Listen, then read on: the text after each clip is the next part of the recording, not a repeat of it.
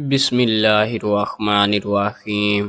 تمام ناظرین کو ایمان کی تازگی چینل پر دل کی گہرائیوں سے خوش آمدید۔ معزز ناظرین، آج کا یہ واقعہ نہایت ہی خوبصورت ہے اور میں خود ایک مسلمان کو یہ مشورہ ضرور دوں گا کہ وہ اس واقعہ کو ضرور پورا دیکھے، اور ساتھ میں ایک چھوٹی سی گزارش بھی کروں گا کہ اگر آپ کو اسلام سے محبت ہے تو اس اسلامک ویڈیو کو لائک اور چینل کو ضرور سبسکرائب کرے تاکہ اسلامک ویڈیو اور لوگوں تک بھی پہنچے اور دوبارہ بھی آپ تک آئے۔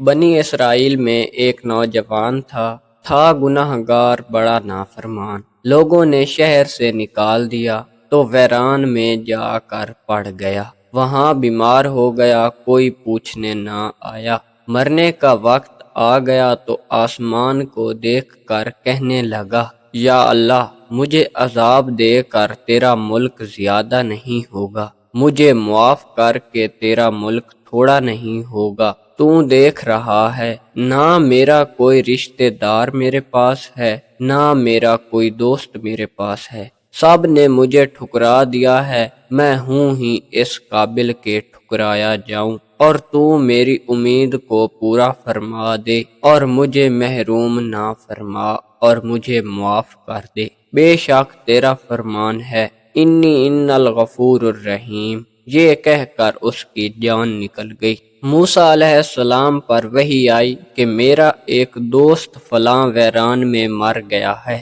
اسے جا کے غسل دو اور جنازہ پڑھو، اور جتنے شہر کے بدمعاش اور نافرمان ہیں ان سے کہو کہ اس کے جنازے میں شرکت کر لیں، ان کی بھی بخشش کر دوں گا۔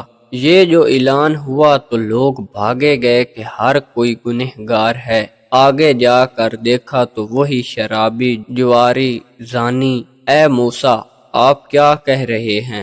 یہ تو ایسا تھا۔ انہوں نے کہا، یا اللہ، تیرے بندے تو یہ کہہ رہے ہیں، آپ وہ کہہ رہے ہیں۔ اللہ تعالیٰ نے فرمایا، وہ بھی سچے ہیں اور میں بھی سچا ہوں۔ یہ ایسا ہی تھا جیسا یہ کہہ رہے ہیں، لیکن جب مرا ہے تو ایسی بے بسی میں مرا ہے اور مجھے پکارا ہے تو اس طرح تڑپ کے پکارا ہے کہ مجھے میری ذات کی قسم اس نے تو صرف اپنی ہی بخشش مانگی، کم ظرف نکلا۔